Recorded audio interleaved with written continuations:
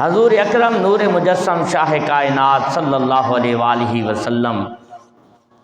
کی حدیث پاک ہے، حضور اکرم صلی اللہ علیہ وآلہ وسلم نے ارشاد فرمایا،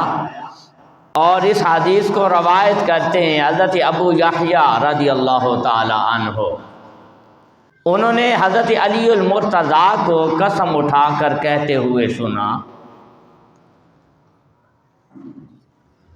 کہ حضور سیدنا ابو بکر صدیق رضی اللہ تعالی عنہ کا یہ جو لقب ہے صدیق، یہ اللہ نے آسمانوں سے نازل فرمایا۔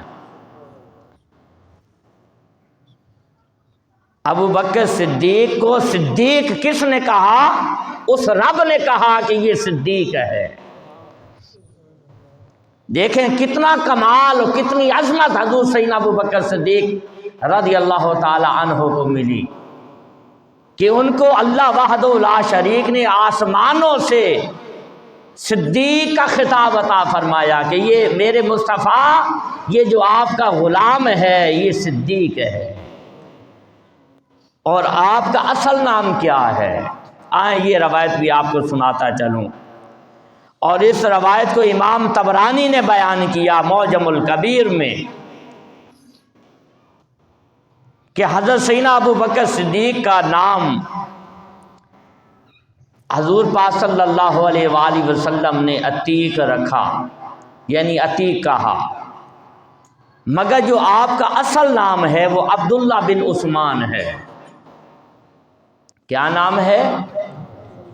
یہ حضور سیدنا ابو بکر صدیق رضی اللہ تعالی عنہ کا اصل نام عبداللہ بن عثمان ہے۔ امام طبرانی نے اس روایت کو بیان کیا، مگر اللہ وحدہ لا شریک نے آسمانوں سے جو خطاب دیا، فرمایا کہ یہ میرے مصطفیٰ، یہ جو عبداللہ بن عثمان ہے آج کے بعد یہ صدیق ہے۔ یہ صدیقیت عطا فرمائی کہ یہ میرے مصطفیٰ سے چاہت رکھنے والے ہیں، اس لیے اللہ تعالیٰ نے اپنی طرف سے خطاب عطا فرما کہ اب دنیا عبداللہ بن عثمان کے نام سے نہیں جانتی، دنیا اب ابو بکر صدیق کے نام سے جانتی ہے۔ پھر آگے چلیں، حضرت سیدنا ابو ہریرہ رضی اللہ تعالیٰ عنہ اس کو روایت کرتے ہیں کہ رسول خدا صلی اللہ علیہ وآلہ وسلم جب عرش معلیٰ پر تشریف لے گئے تو آقا کائنات صلی اللہ علیہ وآلہ وسلم نے جبرائیل سے کہا کہ اے جبرائیل، میں جو یہاں آیا ہوں اور ایک رات کے چند لمحوں میں یہ پورا معراج کا سلسلہ ہم نے طے کیا، اب میں دنیا میں جا کر بتاؤں گا لوگوں کو زمین پر تو وہ تو کوئی مانے گا ہی نہیں، کوئی ماننے کے لیے تیار ہی نہیں ہوگا۔ تو جبرائیل علیہ السلام بحکم خدا انہوں نے کہا یا رسول اللہ، سب سے پہلے آپ کو جو ہے معراج پر تصدیق کرنے والا صدیق ہوگا۔ وہ ابو بکر صدیق ہیں کہ جن کے ذکر پاک کے چرچے آسمانوں پر بھی ہو رہے ہیں، جن کا ذکر آسمانوں پر فرشتوں سے کروایا جا رہا ہے، اور وہاں عرش معلیٰ پر آقا کائنات کو جبرائیل نے کہا کہ یا رسول اللہ، اور کوئی تصدیق کرے یا نہ کرے، ابو بکر صدیق جو ہے یہ آپ کے معراج کی تصدیق سب سے پہلے کرے گا۔ اور ہوا بھی ایسے، جب آقا کائنات یہاں پر تشریف لائے معراج سے واپس، تو جب آپ نے فرمایا کہ میں معراج پر گیا، کچھ نے مانا کچھ نے نہ مانا، ابو بکر صدیق کے کانوں میں جیسے آواز گئی، انہوں نے کہا اگر یہ الفاظ میرے مصطفیٰ کے ہیں تو صدیق سب سے پہلے مانتا ہے کہ مصطفیٰ گئے ہیں۔ ابو بکر صدیق نے کیا کہا؟ ہم تو زبان مصطفیٰ سے خدا کو مانا ہے، ہم نے خدا کو کب دیکھا تھا؟ ہم نے وحی کو آتے ہوئے کب دیکھا ہے؟ ہم نے جبرائیل کو کب دیکھا ہے؟ ارے ہم نے اسرائیل کو کب دیکھا ہے، یہ سارے چرچے مصطفیٰ کی زبان سے سنے ہیں، لہذا رب کو اگر ہم مصطفیٰ کی زبان سے مانتے ہیں تو یہ بھی مصطفیٰ کی زبان سے ماننے کے لیے تیار ہیں کہ معراج پر میرے مصطفیٰ جا بھی سکتے ہیں، واپس آ بھی سکتے ہیں۔ آگے دوسری روایت اور آئی ہے، اور اس حدیث کو امام طبرانی بیان کرتے ہیں، اور اس میں بھی یہی الفاظ آئے ہیں کہ حضرت علی المرتضیٰ کرم اللہ وجہ الکریم نے فرمایا کہ اللہ کی قسم، کیا کہا؟ اللہ کی قسم، ابو بکر صدیق کو صدیق ہم نہیں کہتے، یہ خود خدا کہتا ہے۔ یاد رکھیں، ابو بکر صدیق کی شان اور عظمتیں جتنی بھی بیان کریں کم ہیں۔ قرآن کی 15 آیات شان ابو بکر صدیق میں نازل ہوئی ہیں، اگر گنتی کی جائے تو 15 سے بھی بڑھ جائیں گی، مگر 15 سے کم۔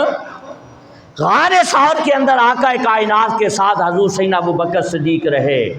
اور اللہ پاک نے ذکر کیا ثانی اثنین اذ ھما فی الغار اذ یقول لصاحبہ لا تحزن ان اللہ معنا۔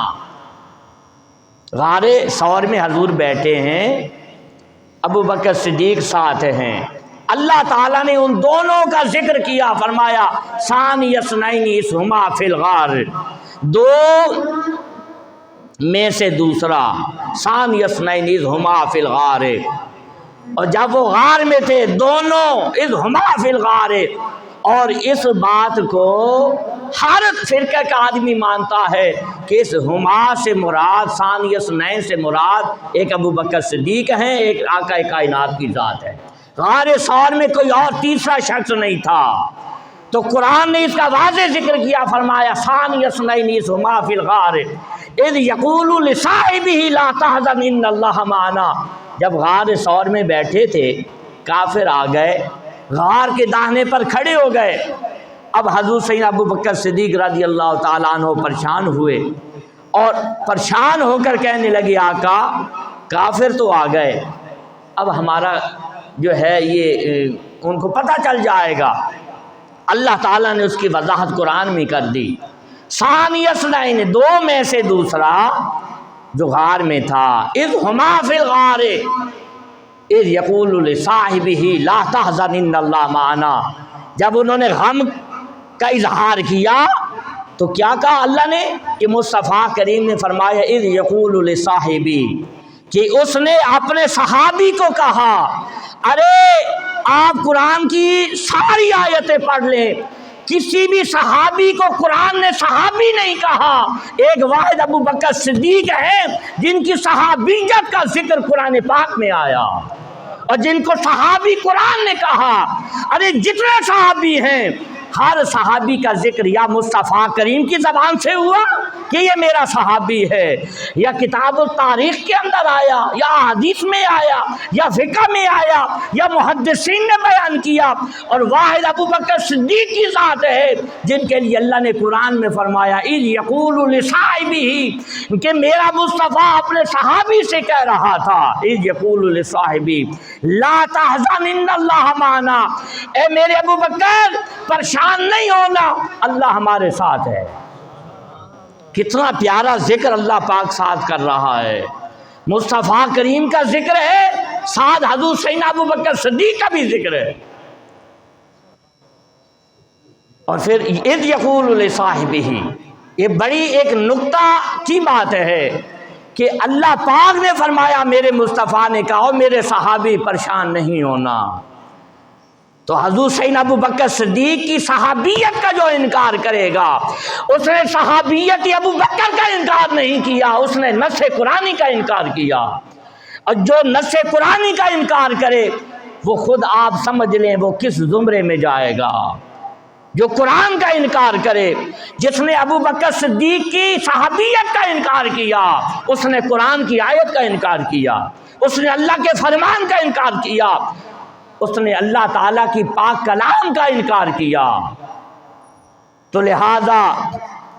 سمجھنا یہ چاہیے کہ حضور سیدنا ابو بکر صدیق وہ شان والے ہیں کہ جن کی صحابیت اللہ تعالیٰ نے قرآن میں بیان کی ہے۔